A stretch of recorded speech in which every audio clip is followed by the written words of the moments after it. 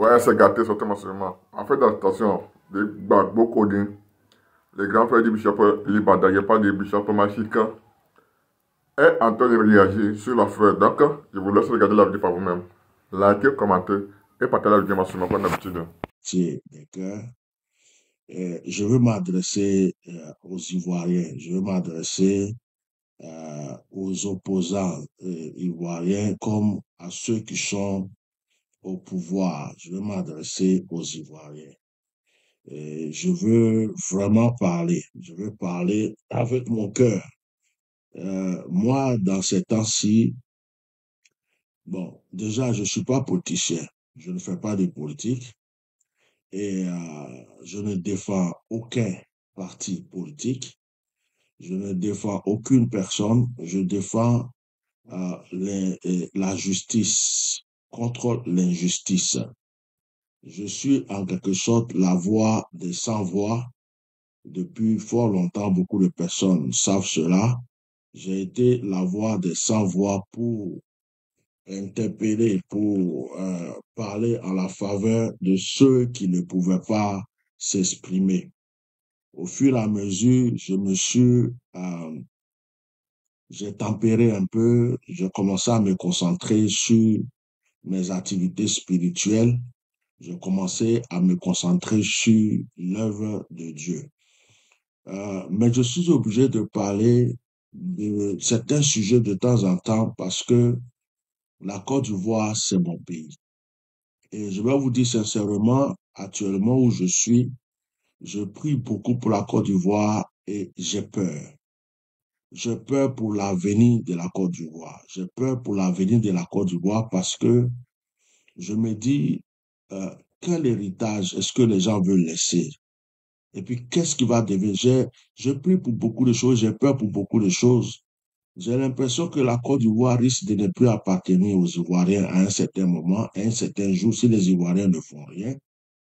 Et j'ai aussi peur que, à cause de ce que certaines personnes mangent et ne veulent plus arrêter de manger, ils veulent continuer à manger jusqu'à leurs dernières heures, et que les enfants aussi mangent, que les petits-enfants mangent, et qu'ils oublient qu'il y a un peuple qui est là. J'ai peur que des situations graves continuent à se créer en Côte d'Ivoire et que ça soit un héritage nuisible pour les enfants à venir. La Côte d'Ivoire, on ne la reconnaît pas. La Côte d'Ivoire ne vit pas en ce moment. La Côte d'Ivoire ne vit pas. Ce sont les buzz, les clashs, les buzz, les, les soi-disant, on a attrapé un tel en prison, un tel a fait ceci. C'est ce qui fait vivre les Ivoiriens aujourd'hui.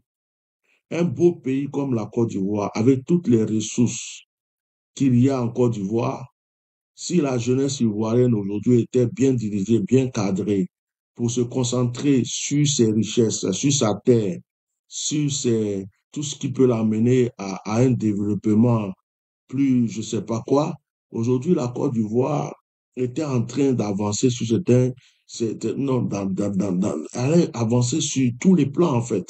Mais aujourd'hui, quand on parle de la Côte d'Ivoire, c'est la médiocrité, c'est les danses inutiles, c'est des buzz sur la musique, des buzz sur les fesses en l'air, les buzz sur... Et quand on voit le milieu politique, on voit que des plaisantins qui sont en train de faire des scènes de théâtre les uns les autres parce que chacun veut sa place pour manger et c'est vraiment, ça fait pitié. Ça fait pitié. Et souvent, je me demande qui aime vraiment la Côte d'Ivoire parmi tous ceux-là.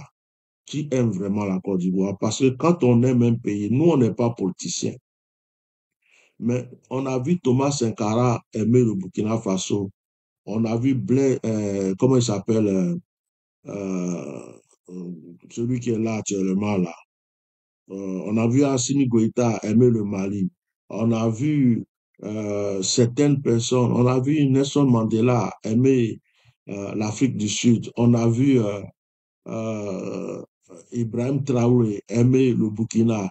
On a vu certaines personnes aimaient vraiment leur pays.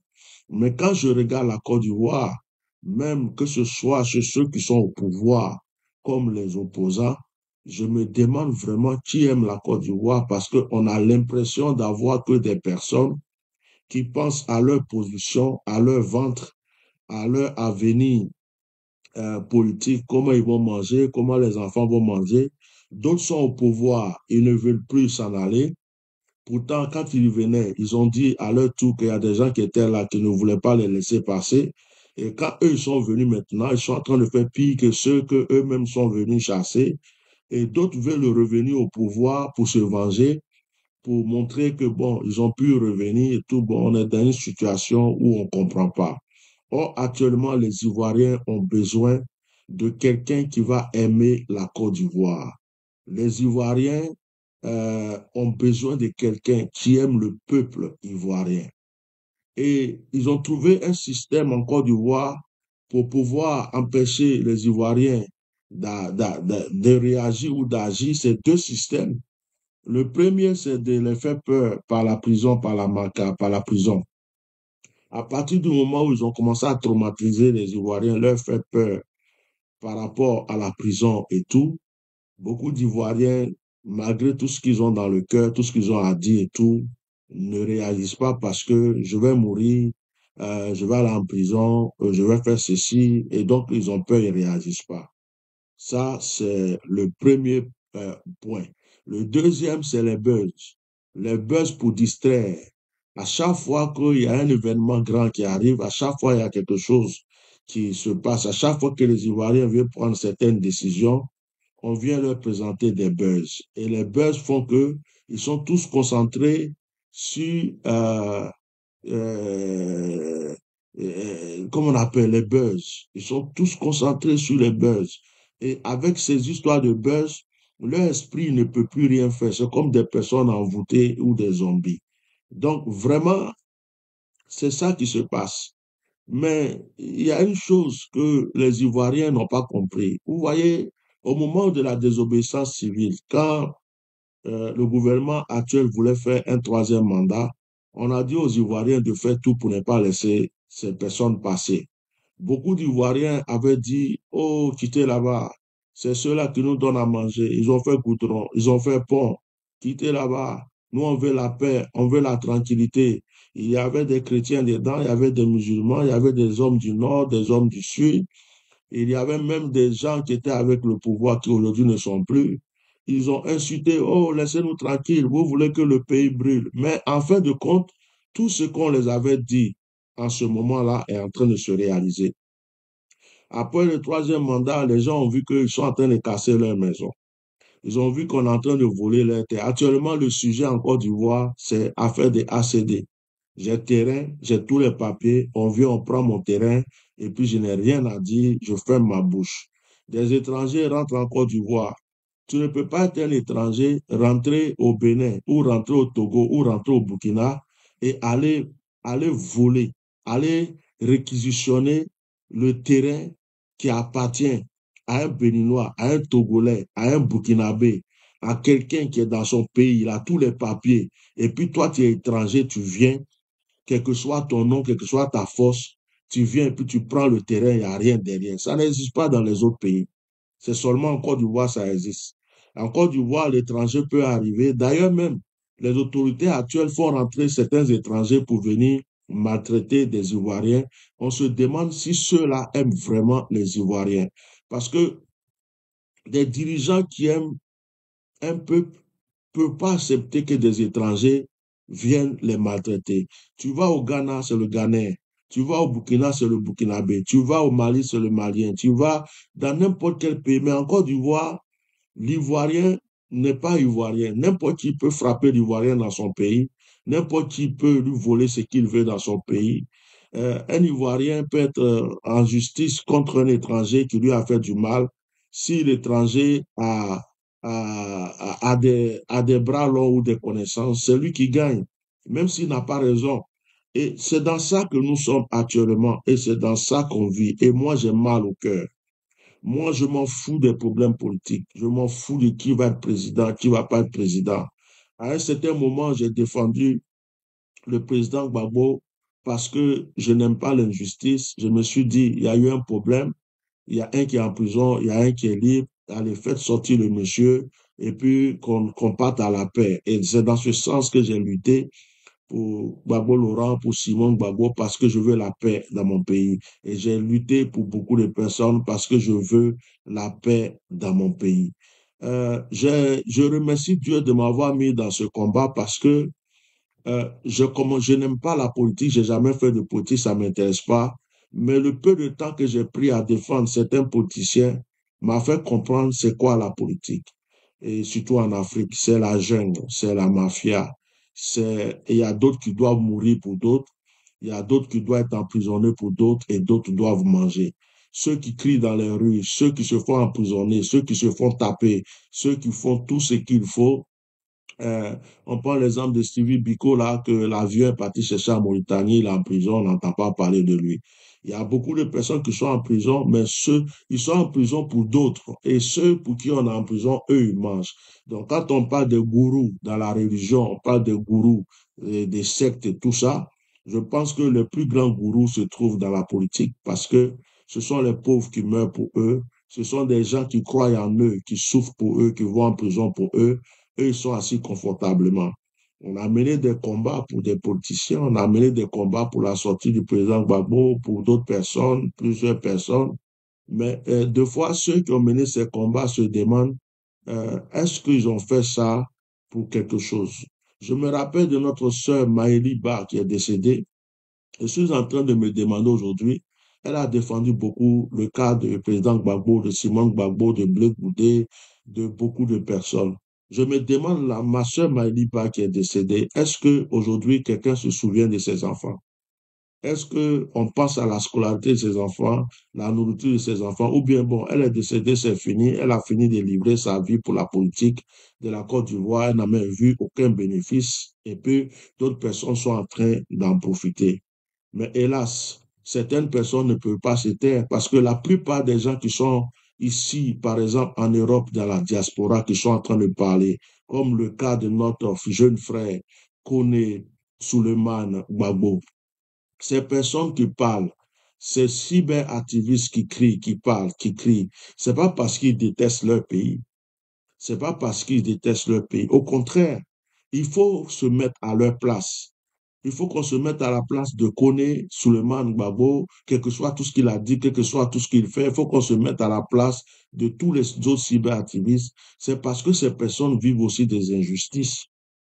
Parce que à cause de leur choix, à cause de leur décision de ne pas appartenir à un parti qui existe aujourd'hui, à cause de leur opposition, ces personnes sont interdites dans leur propre pays. Ces personnes sont interdites dans leur propre pays. Ces personnes sont en exil. La plupart, ça fait des dizaines d'années, plus de dizaines d'années. Ils ne peuvent pas mettre les pieds sur leur territoire, le territoire de leur pays, c'est-à-dire en Côte d'Ivoire, pour aller voir leurs frères, leurs familles et tout. Bon, comment est-ce que vous voulez que des personnes qui vivent cette situation hein, euh, puissent quand même, comme on appelle, puissent être à l'aise et qu'ils acceptent de se taire. Lorsqu'une personne, ça fait des dizaines d'années et que la personne ne peut pas rentrer dans son pays parce qu'il n'a pas aimé un tel, parce qu'il n'est pas avec un tel, parce qu'il est contre telle situation, telle décision. Et quel Français en France qui est contre la politique de Macron n'a pas le droit de rentrer en France? Quel Français qui est contre euh, les décisions du gouvernement français n'a pas le droit de vivre en France. Ça veut dire quoi? La démocratie n'existe pas en Côte d'Ivoire. En Côte d'Ivoire, c'est la raison du plus fort. Tu parles, on te tue. Tu parles, on te met en prison ou tu vas en exil.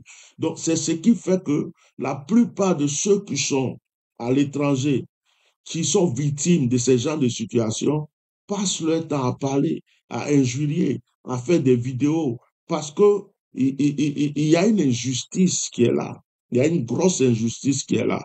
Maintenant, moi, quand je parle toujours, je dis au gouvernement actuel, je leur dis toujours, Dieu a le dernier mot.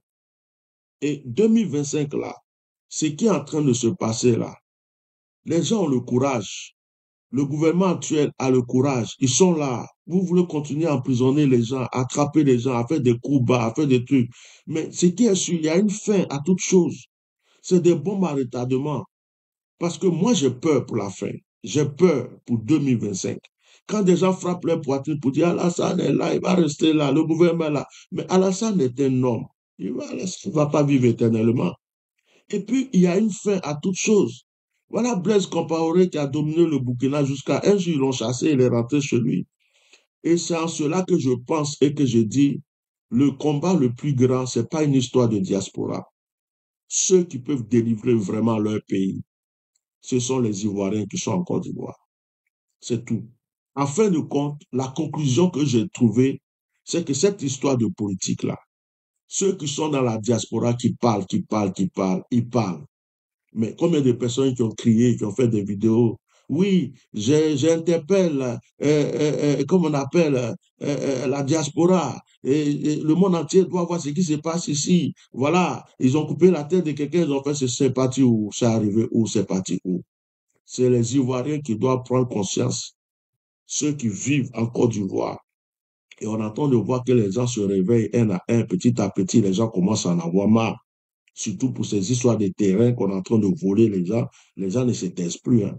Ils sont en train de se réveiller. Il y a des pasteurs qui parlent, il y a des imams qui parlent, il y a des gens du peuple qui parlent, il y a des chefs du village qui parlent. À un certain moment, ça peut exploser. Hein, parce qu'on ne peut pas venir toujours enlever la nourriture des gens, prendre le terrain des gens, détruire la vie des gens, et puis être là en train de manger. Vous êtes couché dans des milliards, les gens n'ont rien. Vous venez toujours prendre ce qu'ils ont, vous les maltraitez, à un certain moment, même quand tu as ton propre enfant que tu chicotes tout le temps, un jour, il va s'élever pour dire, papa, ça suffit, arrête de me taper. Et ce jour-là, tu risques de prendre un coup de poing. Donc, les gens ne comprennent pas que à un certain moment, il faut arrêter. Je n'arrive pas à comprendre ce gouvernement-là. Vous avez fait, vous avez fait, vous avez fait. Les gens vous ont regardé et vous regardez, vous continuez, vous faites encore, vous faites, vous faites. On dirait que vous poussez les gens à bout, à ce qu'ils arrivent à un moment où ils ne peuvent plus supporter et puis que ça se retourne contre vous. Est-ce que c'est Dieu qui a endurci votre cœur pour que ça continue ainsi? Ah, ça, c'est Dieu seul qui le sait. Donc, l'histoire de Kone Suleiman, je suis en train de voir, j'ai vu des messages, nous sommes en train de faire des pétitions, des pétitions. Bon, moi, je pose une question. Les pétitions, c'est pour servir à quoi? Excusez-moi, c'est pas pour empêcher les gens de faire pétition, mais c'est pour servir à quoi? La pétition, les pétitions, là, c'est pour servir à quoi? Le problème de Souleymane Touré, là, retenez bien et enregistrez, c'est un problème qui était prévu depuis longtemps. Est-ce que je ne suis pas venu m'asseoir ici, on n'est pas venu vous dire, regardez mes vidéos passées. Est-ce que je n'ai pas fait des vidéos où j'ai dit à tous les blogueurs et certains artistes et cyberactivistes, surtout dans la diaspora, de faire attention parce que pour 2025, le gouvernement actuel en Côte d'Ivoire a décidé de fermer la bouche à tous ceux qui peuvent les déranger. Vous croyez que Apôtre National est parti en prison pour rien? Ils avaient peur. Et tous ceux de qui ils ont peur, de qui peut les déranger, s'ils peuvent créer une situation pour faire taire la personne, ils vont le faire. J'ai fait des vidéos, j'avais fait des directs, j'avais fait des révélations là-dessus. Et j'avais dit, mais le problème avec les Ivoiriens, et c'est ce qui m'énerve, c'est pourquoi je ne parle plus. C'est ce qui m'énerve, et je suis dans mon coin. Hein, tu passes ton temps, tu cries, tu parles, il n'y a personne même qui va te soutenir, personne ne va t'encourager. C'est-à-dire que tu là, tu risques ta vie pour des gens qui sont ingrats et qui ne sont pas reconnaissants. Un. De deux, tu finis de leur donner le chemin à suivre, il n'y a aucun qui va suivre le chemin. De trois, tu finis de parler, c'est quand ça va arriver, ils vont se rappeler que quelqu'un avait dit ça. Mais au début, quand tu parles, personne ne prend au sérieux ce que tu lui dis. Combien de fois est-ce que je vais m'asseoir et que je vous ai dit, faites attention, les cyberactivistes, tous ceux qui sont dans la diaspora. Mais ce que le frère vient de vivre, ce n'est pas un hasard. C'est quelque chose qui est préparé. C'est quelqu'un qui a été surveillé. Et puis, il n'a pas été intelligent. Tu n'es pas français. Moi, où je suis ici, là, je suis français. Je ne fume pas. Je ne bois pas. Je ne vais pas en boîte. Je ne mange pas dans maquis, dans un restaurant de quelqu'un. Je n'ai pas d'amis. Je ne traîne pas avec quelqu'un pour dire qu'il est parti voler. On va dire que c'est moi je suis son complice. Je ne me reproche rien. Sur tous les plans, je n'ai pas de problème. Je suis avec ma petite famille, je suis chez moi. Je me lève, je fais. Maintenant, le jour qu'on va se lever pour dire, toi là, toi, tu as fait ceci ou cela, alors je ne sais pas où ils vont trouver leurs preuves, mais en tout cas, je n'ai rien à me reprocher. On vous a dit, méfiez-vous de là où vous mangez, de là où vous dormez, avec qui vous traînez, tout ce que vous faites. Mais vous êtes à Paris, vous dites que vous luttez contre quelqu'un, vous êtes tous à Paris là, opposants comme ceux qui défendent ceux qui sont au pouvoir. Vous mangez dans les mêmes maquis, vous buvez dans tout le monde sait tu es qui, tu fais quoi, tu es avec qui. On connaît toute ta vie. Et vous êtes étonné. Vous êtes étonné que ce genre de choses, mais les pétitions que vous faites là, si la décision avait été déjà prise, si on a donné l'argent des gens, je ne vais pas accuser de qui que ce soit aujourd'hui, mais si même l'autorité de la France même a donné un ordre par rapport à sa complicité ou son entente avec l'autre autorité de la Côte d'Ivoire, et que c'est quelque chose qui est déjà prévu, pour dire lui là, on va attendre. Comme lui là, il n'a pas papier, ou bien il doit faire renouvellement papier, c'est nous qui décidons. On va attendre. Quand le moment va arriver, on va le prendre. L'argument qu'on va trouver, c'est que ces trucs ne sont pas en jour. Et puis mais sinon, quelqu'un qui est dans le pays depuis longtemps, qui a eu enfant, qui est là, qui est, comment on appelle ça, qui travaillait, qui faisait tout. Vous croyez que on va mettre la main sur lui comme ça pour dire, ouais, c'est quelqu'un qui est sans papier, c'est rentré, c'est sorti ici. C'est parce que l'ordre a été déjà donné depuis longtemps. C'est parce qu'on le suivait depuis longtemps. Donc, votre affaire de pétition là, que vous voulez faire pétition, ce n'est pas ça la solution. La solution, je vais vous la donner. Parce que quand on vous parle, vous n'écoutez pas. Interpellez maintenant, dès maintenant, interpellez maintenant, dès maintenant, tous les avocats qui sont dans le combat, comme on appelle ça là, les avocats qui sont panafricains. Si quelqu'un peut joindre, quelqu'un peut appeler Kémy Séba pour que Kémy Séba mette sa main dans cette affaire avec ses avocats pour pouvoir mettre la main sur cette affaire, faites-le. Là, c'est le premier point. À part Kémy Séba, il y a Franklin Yamsi, il y a d'autres personnes. Interpeller ces personnes, parce que c'est sur le plan juridique. Il faut qu'on fasse sortir les lois et des trucs par rapport pour lui. C'est sur le plan juridique. Hein. Maintenant, deuxième point. Oh, quelqu'un m'a dit qu'il a déjà un avocat. Laissez-moi affaire un avocat là. J'ai vu son avocat là. J'ai vu la vidéo de son avocat, j'ai vu son avocat.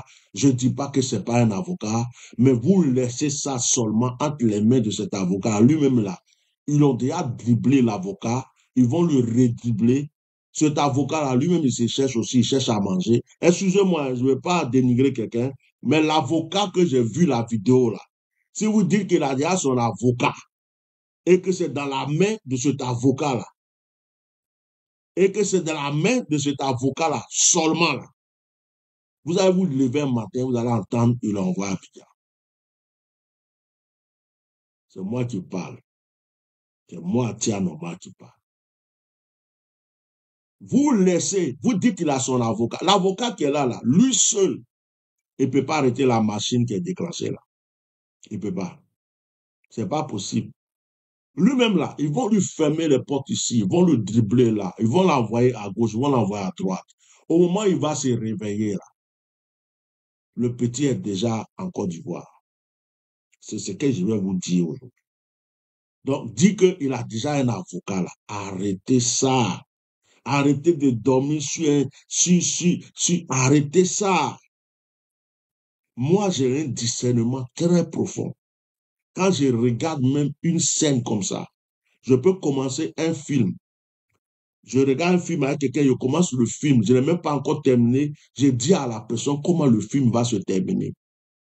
À la télé, hein, et en général, ça arrive. C'est que j'ai dit là. Et dit, lui, là, il va finir comme ça. L'autre, là, va faire ça. Voilà ce qui va arriver. Et puis, il quitte là, il va m'asseoir ailleurs. Oh, la personne me dit qu'effectivement, tu avais raison. C'est comme ça, le film est fini. J'ai dit, hein, l'avocat que j'ai vu, le frère qui est venu parler, c'est bien. Vous le connaissez aujourd'hui, c'est à cause de Suleiman. Il joue son rôle. Mais lui, là, il a la peau noire. Il est africain. Il est avocat en France. Lui, son avocat, là, ça s'arrête d'avocat. Je ne sais pas comment je vais vous expliquer ça. Il y a des portes qui ne peuvent pas pousser. Il y a des portes qu'il ne pourra pas ouvrir. Et il y a des clés qu'il ne pourra pas avoir. Vous laissez ça. Vous dites, il a son avocat. On a qu'à faire pétition. Ça là, c'est Solé na Plakali Domo, blaguer, s'amuser. Vous allez vous réveiller. Ils l'ont mis dans l'avion, chap, il est parti. Parce que c'est le but. C'est le but. De faire taire tous ceux qui peuvent parler, tous ceux qui peuvent influencer les Ivoiriens en Côte d'Ivoire en ce moment. Et vous tous là, moi j'ai donné des conseils, j'ai dit méfiez-vous. Vous qui êtes à Paris là, vous qui vous partez, là où tu manges là, si on t'a pas attrapé comme Suleiman là, toi on peut t'empoisonner.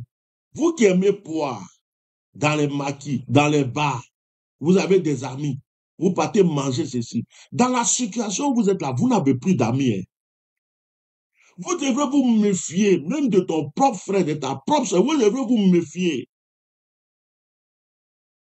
Parce que l'argent là, quand on donne l'argent à quelqu'un, ici en France aujourd'hui, même l'avocat qui est là, excusez-moi, je ne dis pas qu'il va faire ça ou bien il peut faire ça, mais je vais dire, ici en France aujourd'hui là, même on appelle quelqu'un, on lui propose seulement 30 000 euros, 50 000 euros, ou 40 000 euros, ou 10 000 euros, même 5 000 euros même.